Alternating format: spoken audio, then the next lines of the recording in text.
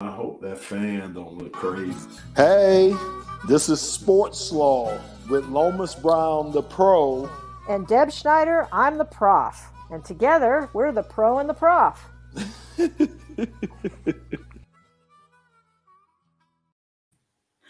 Can't believe I'm still laughing at that. Yeah. I know that was just a great job of Ray putting that together. That sounded good. That was good. How are you, Deb? How's everything? Good. Welcome back to SportsSlaw. I know it's been a while. A lot of things to talk about too. A lot of catching up to do. A lot of things going on out there in the world of sports and beyond. Yes, absolutely. So how have you been, Lomas? I'm good. Busy summer. Yeah, the summer is pretty much gone now. It's right in football season, and just traveling and just watching just everything that's going on. And it's just funny, around this time of the year, it's almost when we're almost at the point of getting all the sports. If you think about it, basketball will be starting up next month. You got the Fall Classic, be starting up soon. Football is just getting started. And, so it's a lot of things. I guess hockey is in the preseason right now. So, yeah, we have all four major sports going at the same time. So around this time of the year is very, very exciting for the big guy. Oh, yeah. I love it. Don't forget all our collegiate sports are going too. We got a football game. I mean, we can watch football pretty much every day. Yes. It's just amazing. You're right about that. I mean, between high school, college, and the pros, you're right. You almost have the whole week covered. So, and then Jeff Bezos getting Thursday, man, him just buying Thursday by itself. And now that's the only way you can watch the NFL on Thursday night is through the Amazon app. So it's just, you could just kind of see how things are going to change and where we're moving towards sports and, pay for sports and everything else like that. Well, that's interesting. We, to all of our listeners, Lomas and I thought we'd do something a little fun today and talk about some big sports stories that we're watching that we think are going to come up and be bigger as the year goes on. So we'll do a pro, we'll do a prof. Yeah. And that's a great one to start with, Amazon and the whole NFL, but I'll let you start. Yeah, I mean, you're right. I mean, it's just amazing to me. I know with the NFL talking about safety, and of course we'll get more into that when we later on down the line. But it was amazing to me how the guys added another game to the season, going from 16 games to 17 games. The amazing part to me was just how that one game is going to shorten careers. I know they got the statistic on how short the guy's career is going to be now just by adding one other game onto it. But, I mean, it gave the owners a lot more revenue. If you think about it, Jeff Bezos playing a little over $1 billion a year just to have one game on one day. So you talk about $11 billion more that has been put into the coffin for the owners with this TV deal. It was great for them. And of course, the players made money out of this or will make money out of having that one more game, but at what cost?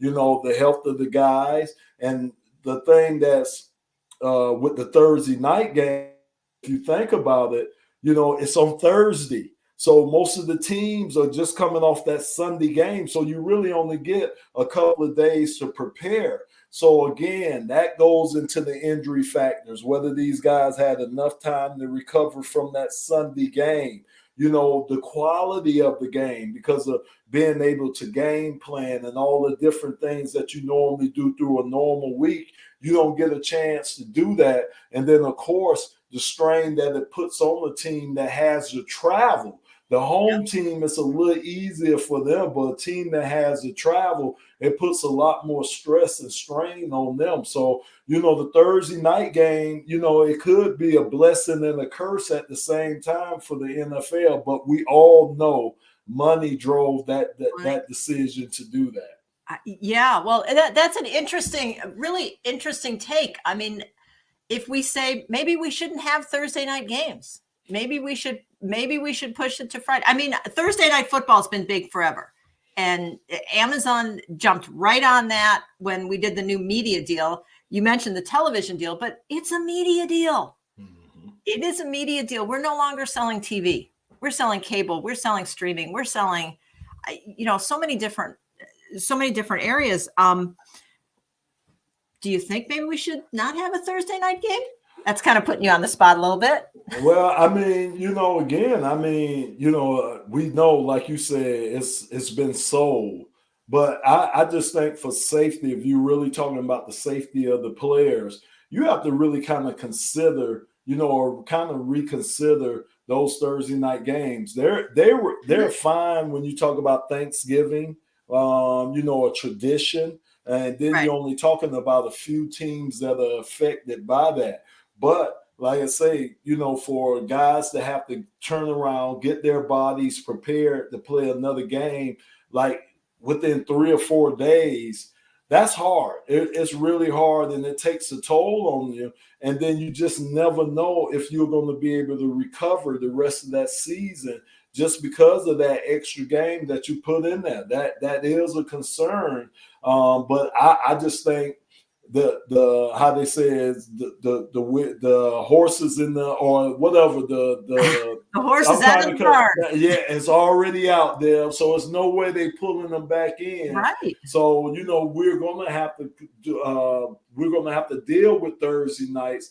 It's just how the league, how the owners, how the trainers, how they deal with it, because I think Thursday night's gonna be here to stay.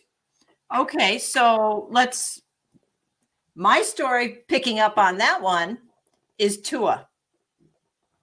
Thursday night game, very possibly shouldn't have come back. There's so much there with the concussion protocol, with should he have been playing, should he not have been playing? Obviously, 2 weeks ago, he had a huge game, big draw.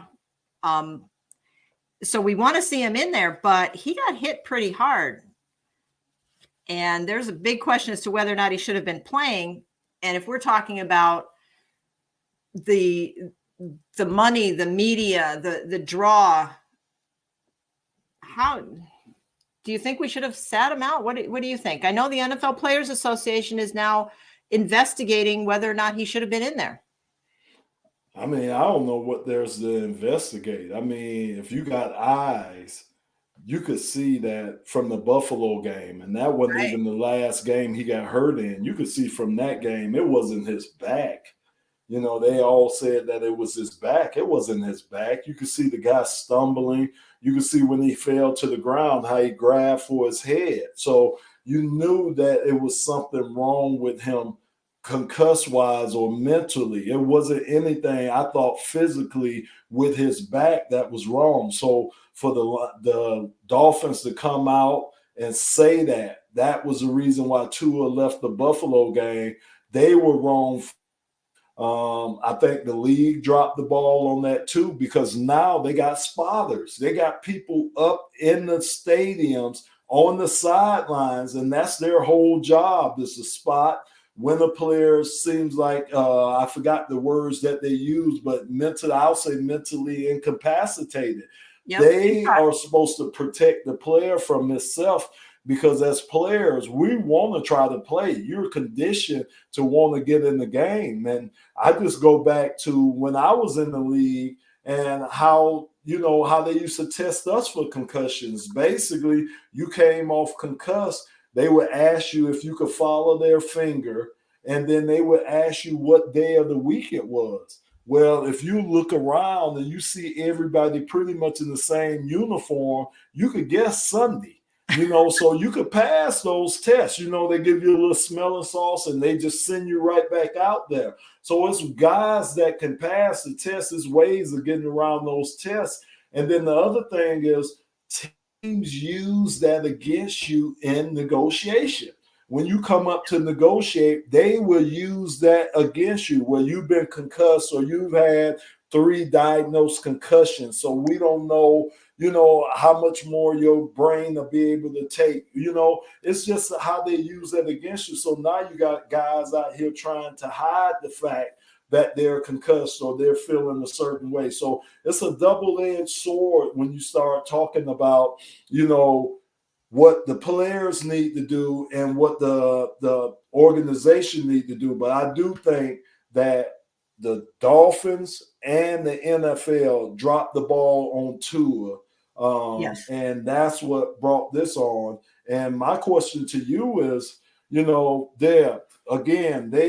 teams are supposed to protect the players. And I know we have a contract. And of course, in that contract, you give up some of your rights. But I mean, in the case like Tua, does he have a right maybe later on down in life? Can he come after the team about this? Is this something, could this be medical negligence by the team letting him go back out there? Well, it's an interesting question because there's a contract. There's an element of an assumption of risk. You know that football is a dangerous game. But the other side of that is that we have newer concussion protocols. What you went through as a player is very different than what we do now. And the NFL put these in place. We know CTE is a problem. We know concussions are a problem. We've seen it. It's been diagnosed. We know that. So we changed the concussion protocol. And now if we're not following that concussion protocol, and I guess the real question is, was he put into concussion protocol? Because my understanding is that a third party medical provider is supposed to come in and say, yes, you're able to play. Unlike looking around and you got your smelling salts and you're saying, oh yeah, it's Sunday because everybody's in the same uniform. But did he really follow that concussion protocol? And if they didn't follow the concussion protocol, I think that's where the chink lies from the NFL and the team perspective. But is there a statute of limit? Is there a time limit? Again, right? Isn't it like 7 years there with most of your time limits? Right. There's a statute of limitations. Every right. state has a statute of limitations. Every state has statute of limitations. Personal injury is different than, say, workers' comp, which is, say, different than a contract. So by him being a young player now, let's just say he has a long career. 24. Right. So let's just say he has a long career. So he passes the statute of limitation time. Again, that doesn't mean that you're not going to have problems later on down in life that were a result from what happened to you on that field. Is there a way that he can make a case later on down in life that he shouldn't have been put in that position, even though he signed some of his rights away in that contract? Well, that's exactly what we did with the CTE litigation. That's exactly what we were looking at. And I think if the union's strong enough and the union takes care of it, there could be something where it's related to the CBA. And I guess it's just going to depend on how long it takes, what the feeling of the NFL Players Association, what happens to him, as well as a number of other players too. His injury played out on national television. Yes. Or no, I should say on national Amazon. Yeah. But you got proof. You got proof. It's right there. Yeah. How many other players have injuries similar, worse, that aren't videoed, that aren't out there? Yeah. It happens all the time. It's a dangerous game, and it's very dangerous when you look at that. Yeah. And, I'm kind of glad you brought that up as far as the union and everything, because I kind of want to transition into DeSean Watson.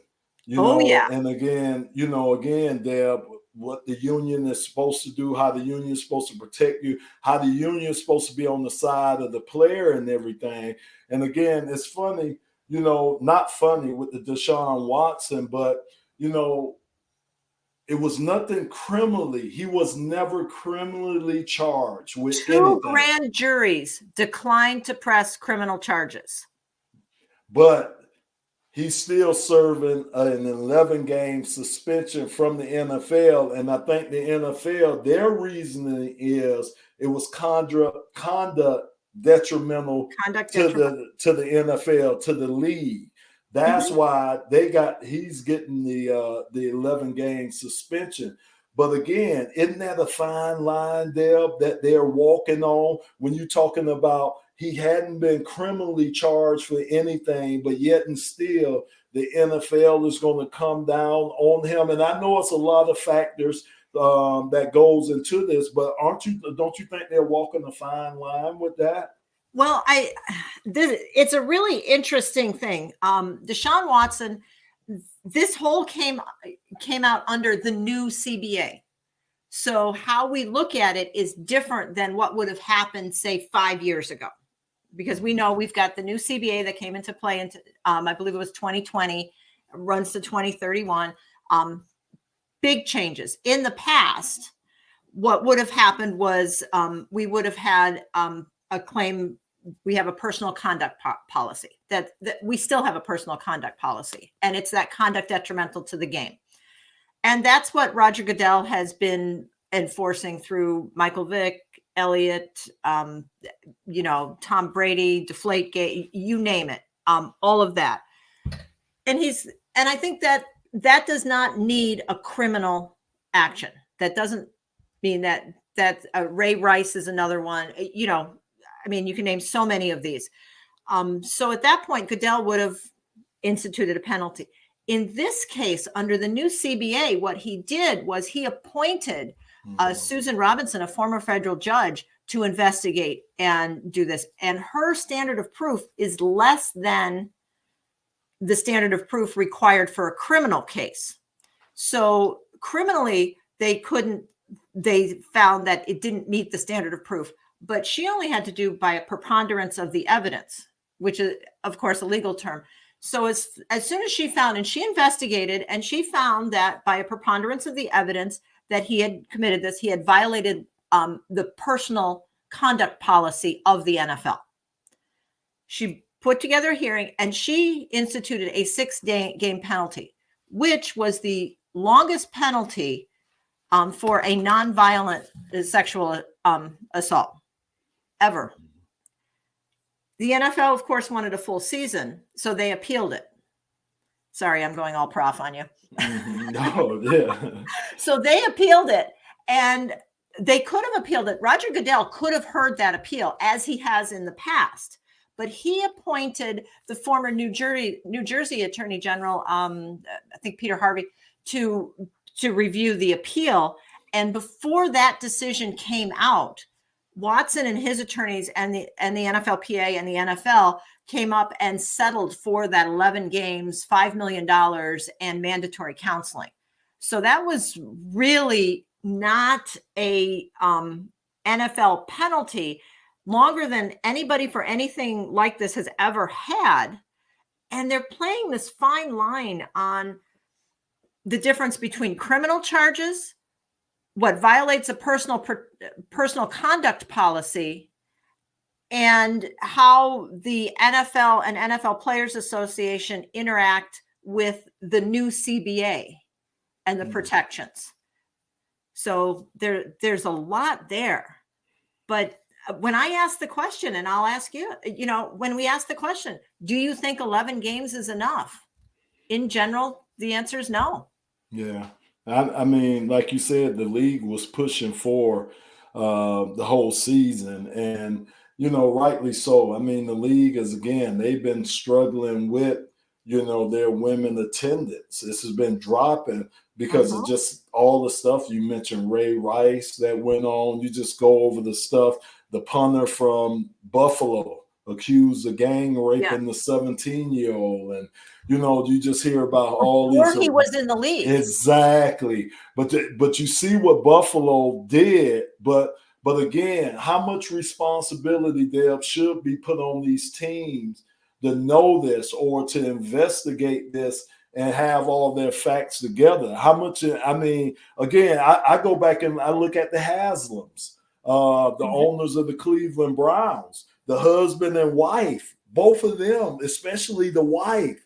She signed off on giving Deshaun Watson they did a that whole deal and statement. everything. They published a whole Exactly. statement saying we investigated this.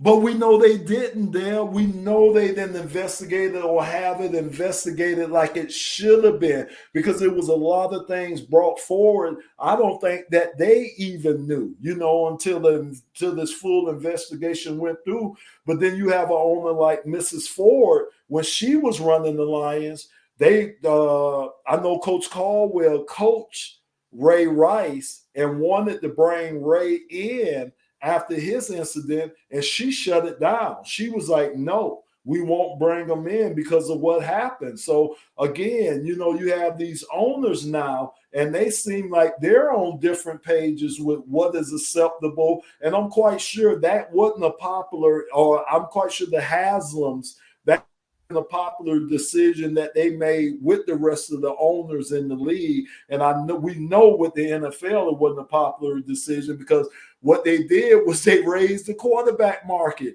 You give Deshaun Watson $235 million guaranteed. That's a lot. We can talk about contracts too. The difference between guaranteed money, non-guaranteed money. I mean, that's a big deal. Guaranteed money is huge. Oh yeah, without a doubt, because we don't hardly give out guaranteed contracts. I mean, I think Deshaun Watson, I'm sorry, he's the second fully guaranteed contract. Kirk Cousins was the first one when he got his $84 million that they gave him. And now you got Deshaun Watson. I think those are the only two fully guaranteed contracts that have been given out in NFL. I mean, now you see where they give the quarterbacks. Of course, they get a lot of guaranteed money, but the full thing, 5 years, $200 million for Deshaun Watson coming off of that, and they knew he probably was going to get suspended for his first year. So to me, that's some comparability that should be put on the Cleveland Browns and their owners for this whole fiasco with the Deshaun Watson. Of course, Deshaun put himself in the worst in that situation, so I'm not trying to exonerate him. But again, when you have owners that are willing to do that and reward guys for not just being good on the field, he wasn't, that's a topic where you could talk about he wasn't doing the right things off the field, but yet still, he still got rewarded. Yeah, absolutely. Absolutely. Can you talk a little bit? Tell us what the contracts look like from an NFL perspective. I don't think most people understand how an NFL contract actually looks. Well, I mean, basically, if you look at an NBA contract, an NHL contract to a certain extent, but an MLB contract, most of their contracts, once they sign them, they're fully guaranteed. So they're going to get their money. Whatever they sign for, they're basically going to. An NFL contract, you have to look at guaranteed money. You have to look at incentive money that you have come. You have to look at bonuses, different things like that. That all has to say it's guaranteed, because if it's not, then these teams have certain dates where they can release you and not be responsible for that portion of the money that they owe you. And that's how a lot of teams do it. A lot of teams in the NFL, they would like front load the contracts and everything. So it'll be easier for them to get out of the rest of the contract, with years to come. You look at Jared Goff. When we brought Jared Goff over, I mean, man, his numbers were real big. Cap numbers were going to hit us real big. Now, after this year, they could basically let Jared go, even though I think he has another year, if I'm not mistaken. They could basically let him go, and it wouldn't hurt them as much as it would have if they would have let him go last year or this year. So, that's how most of the NFL contracts are. And if your cap number is high and your production isn't there, then you could become a cap casualty, as we call them, so yeah, it's a big difference between NFL and everybody else's contract. That's why you need your union to be strong. And our union, unfortunately, isn't as strong as a lot of the other unions out there. Well, yeah. And the latest CBA is, I would say, rather controversial. Yeah. in that it's pretty much almost a 50-50 split. A 50-50 split in how it was finally approved. Well, the thing I have about the CBAs, and that'll be the last thing on this for me, is they're too long. I don't know why the players trap themselves into 10-year contracts. It just doesn't make any sense for them to sign. We know the owners want that because that's TV money. They're guaranteeing these TV people that, hey, we're going to have this product for 10 years. There won't be any labor, any labor disputes. You got us for 10 years. But, oh, my God, 10 years in the NFL, that's an eternity because one play and you could be done. So, to me, they need to at least cut that in half. If they could fight, they at least cut that in half.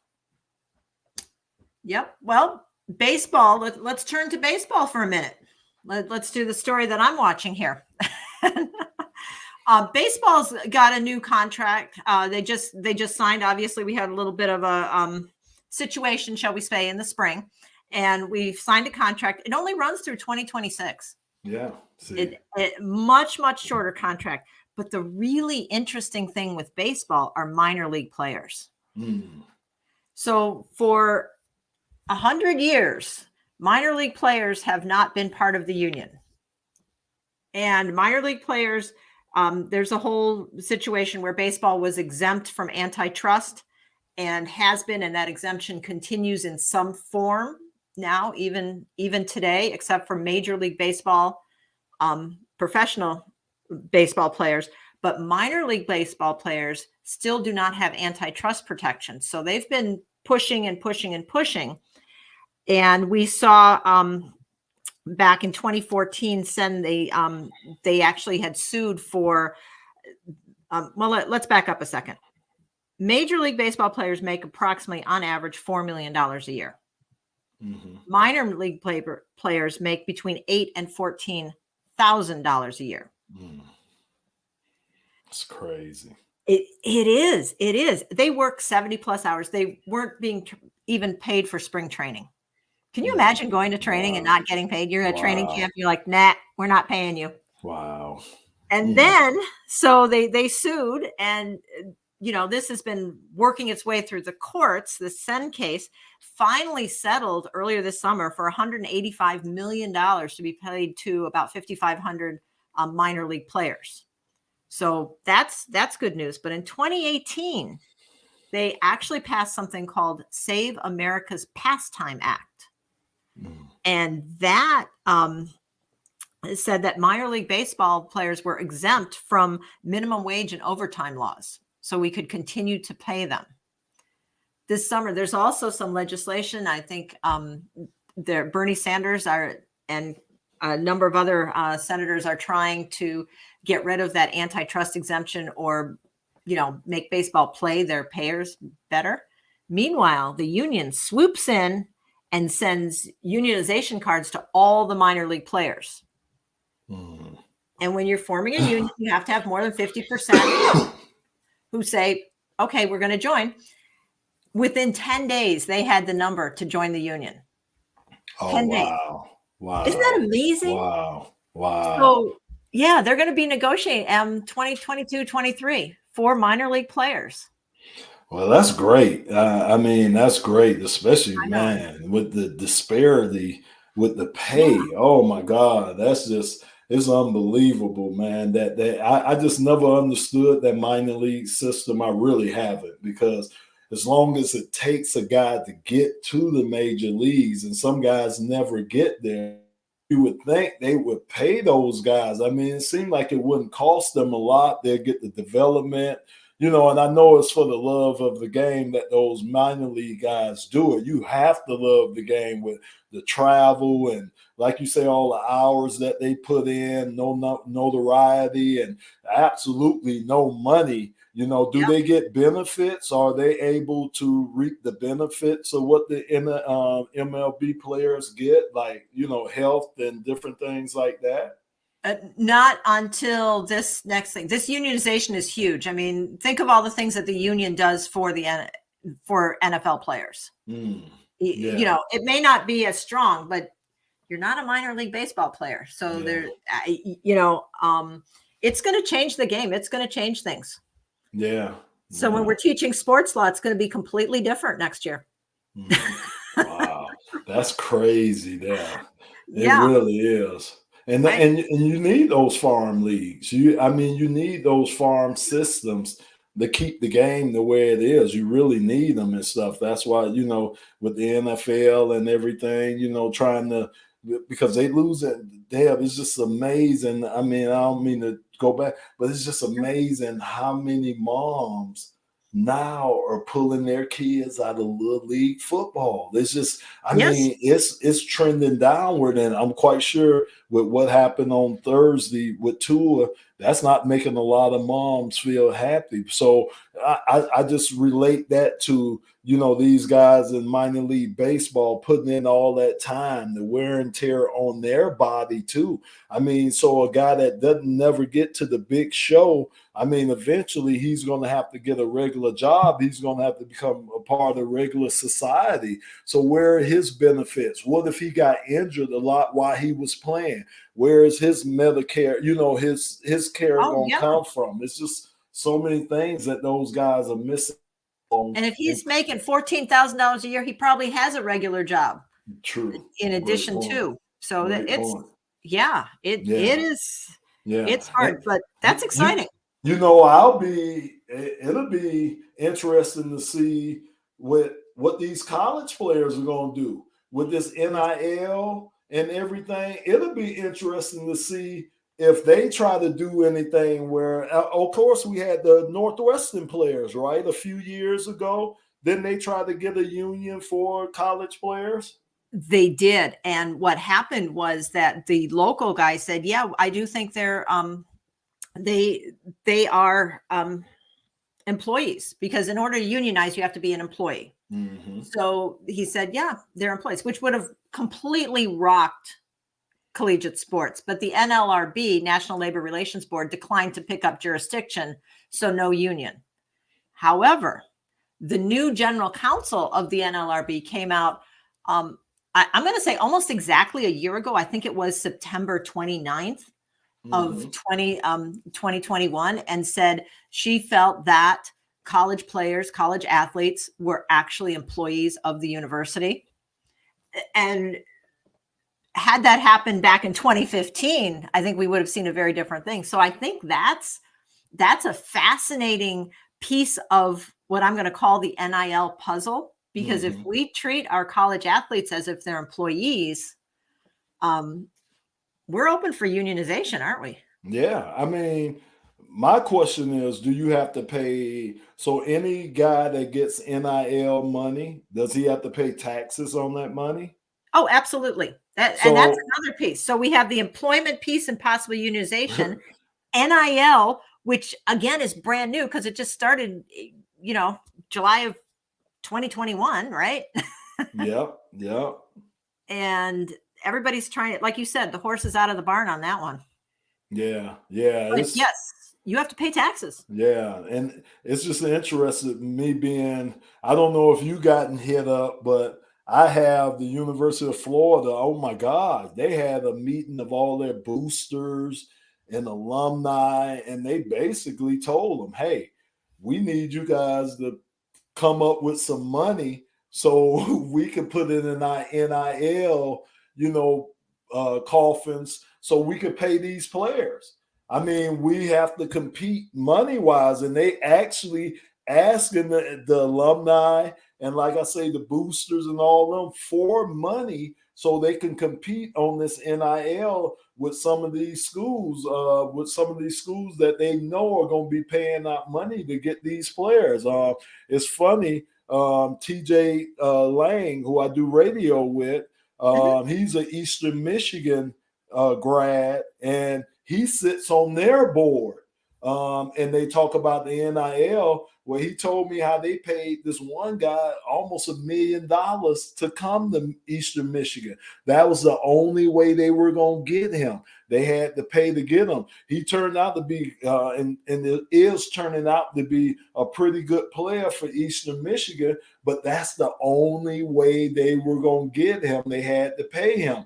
You hear about Imani Bates, the basketball player, just got paid on the NIL deal. So, again, that NIL deal, I mean, it's still a lot that has to be, formulated with that deal. A lot of bylaws, a lot of rules that going to have to be put in place moving forward. But that seemed to be kind of leveling out the field for some of these smaller schools. I mean, it really does, Deb, that I think these smaller schools feel that they have an opportunity to come into a recruit's house and have an opportunity to really get that guy. Whereas before, some of those recruits wouldn't really think about that university. If it's a smaller university, maybe a HBCU, maybe a D2 or what, NAIA.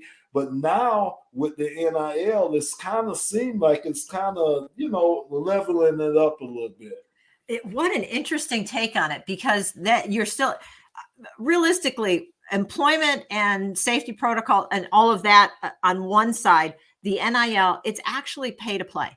It is 100% pay to play now, because again, we don't know. And every university is different and the state laws are different, and states that came out and actually tried to legislate are now trying to pull back their legislation to let the schools do what they want to do.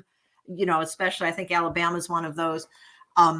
So we've got this, but I think the other thing that is really interesting with that is the NCAA transfer portal now, which is also different. So if you didn't get enough at Eastern, maybe Michigan State, or, name your school, is going to pay you $1.5 million.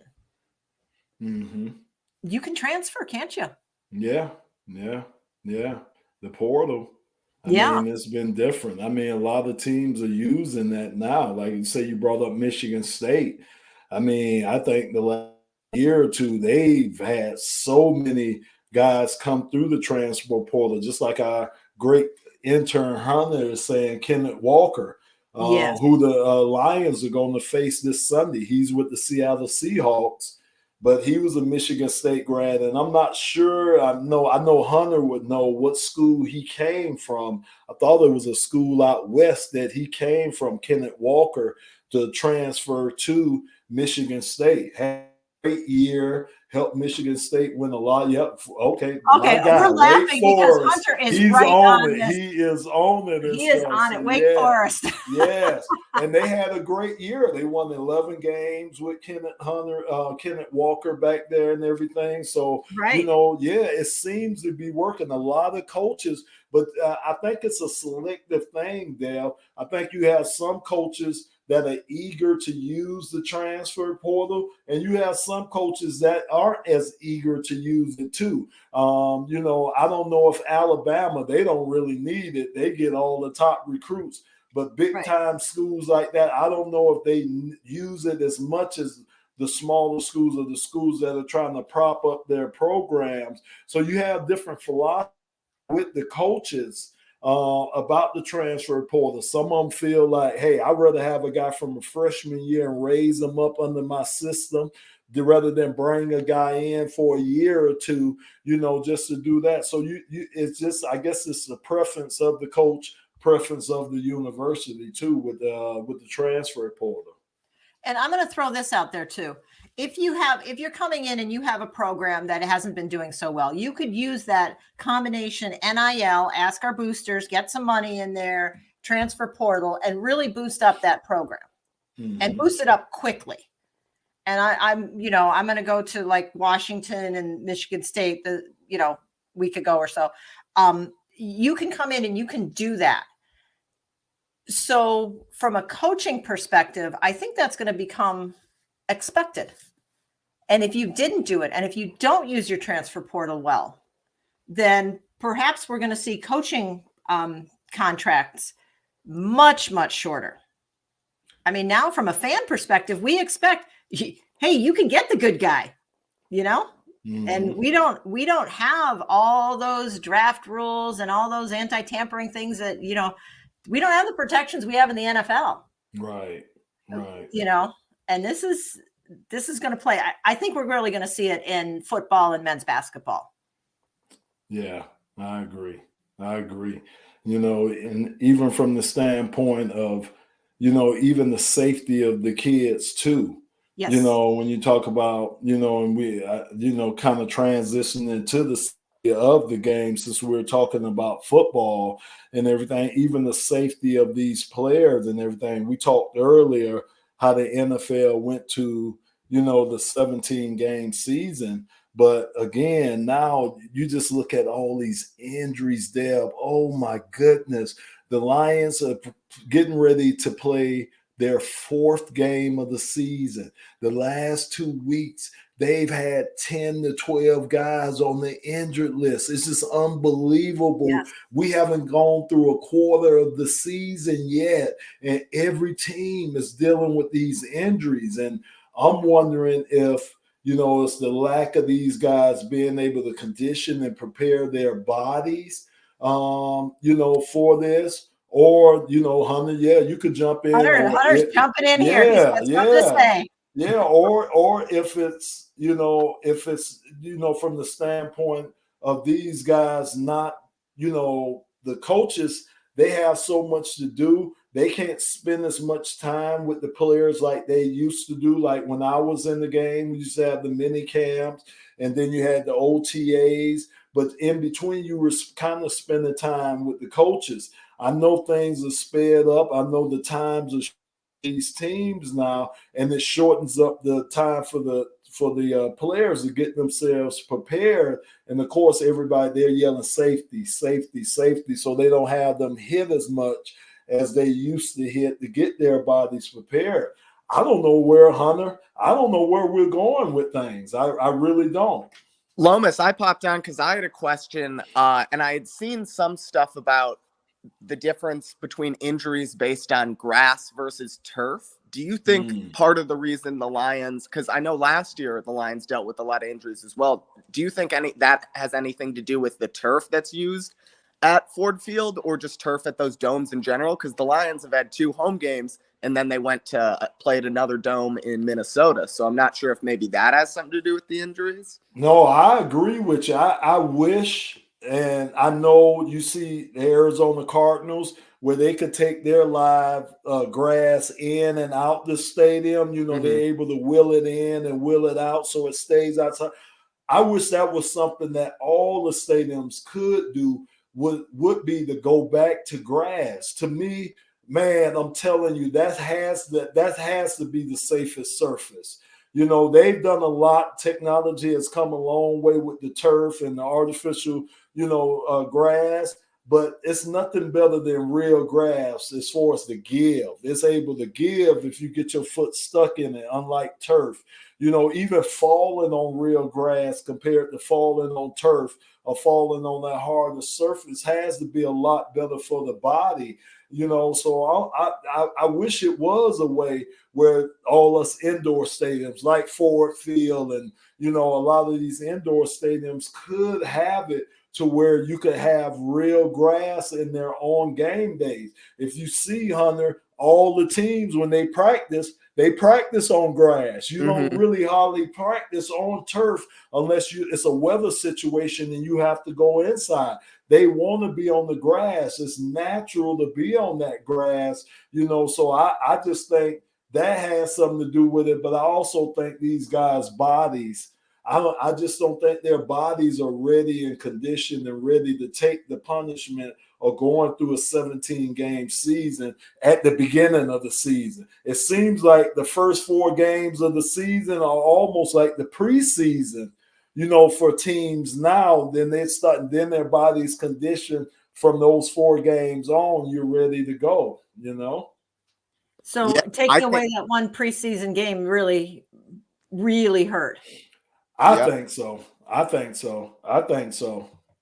I mean, honestly, it seems like based on Hard Knocks this year too, that Campbell probably got pads on and got a little more physical than most coaches too. So I'm curious I'm curious, like the Chargers, I know rested a lot of guys, and they've been dealing with a horrible bit of injuries. And seems like the Bengals, who had a quarterback like Joe Burrow, got off to a slow start because Burrow couldn't participate in any sort of training camp stuff. He was coming off that injury. So, I think, the Lions have played a lot better obviously we're 1-2, but they've played a lot better than maybe their record says. And I think maybe part of that is the way Campbell got them prepared as much as he could.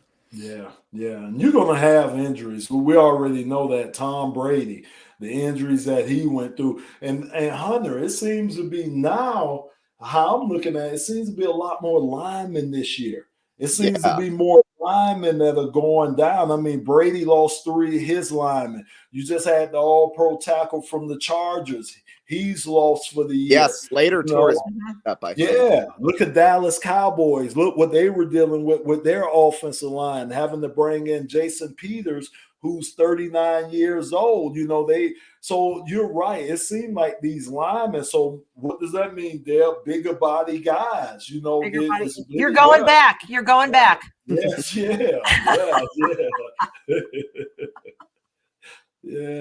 So it's amazing what things, where things are going at now and everything, with the league and how the league is going to, because they got to be looking at the future of the game. So they got to be gathered up in a room somewhere talking about, hey, man, what are we going to do? What's going on 5 years from now? How can we prevent this from happening? How can we?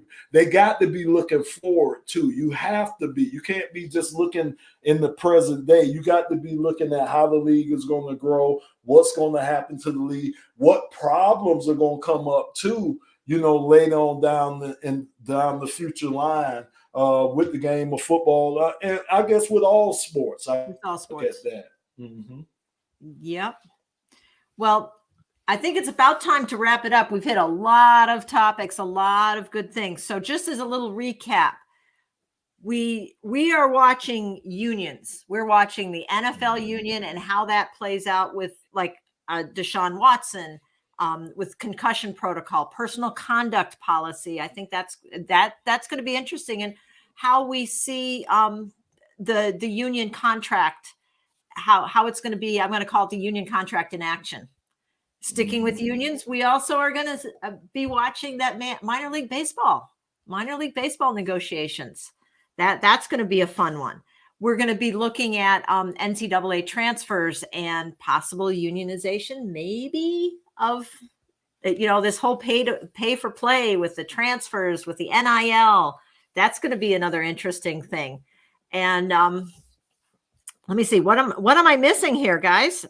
Injuries. Yes. See how that's going to get handled. This Tua situation, to see the protocol, because somebody in the league office, somebody dropped the ball in the Dolphins organization. You can't put it on the player. You have to save us from ourselves, because, hey, I'm trying to get back out there on the field. I'm trying to win the game. I'm trying to help my teammates. So that's going to be something too that they're going to have to really look at, really look at too, Deb. Oh, absolutely. So I think we've got an interesting year and an interesting new season of SportsSlaw coming. Lots to talk about. And with that, any final thoughts, Lomas? Hunter? No, I'm good, Hunter. What do you have to say, Hunter? Give us something. My only final thoughts are, I don't know how much longer I can take of Michigan State and the Lions losing on the same weekend. Last week really hurt me physically. So if we could get just one of them to win this weekend, that would be great. But yeah, that's my only hope moving forward. Yeah. Shout out for that and my fantasy team. Yeah, they can't forget the fantasy. You're right about that. Can't forget the fantasy team. Yeah, I actually traded Tua away. Oh, wow. Really? Deb, if you recall, well, I've been on record. That's who I wanted a couple of years ago. I wanted the Lions to draft him. That was my guy, man. I think he's fabulous. I do too. I traded him away though because But I think the injury scared them off too. Remember the hip at Alabama, and a lot of teams got scared off. But man, I love that guy back then, and I just wish the Lions. Jeff Okuda's starting to he's starting. Yep, you're right, Hunter. You're right. He's starting to come around. But man, when Tua throw for like 6 touchdowns, you'd be like, oh my God, if we'd have had that guy, we wouldn't even have to look at a quarterback, coming up sometime soon, unless they decide to keep Jared Goff. But yeah, that was my guy too. Yeah. Oh, I think he's fabulous. Yeah. I just didn't think it was going to be a good fantasy play this year.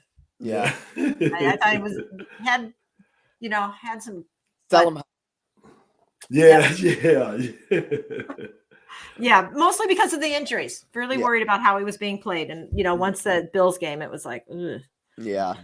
Yeah. So, okay. Well, check us out on Spotify. Check us out on Facebook. Check us out on SportsSlaw.com. And thank you. Thank you both. This has been fun. It's great talking to you guys, as always. Absolutely. Yep.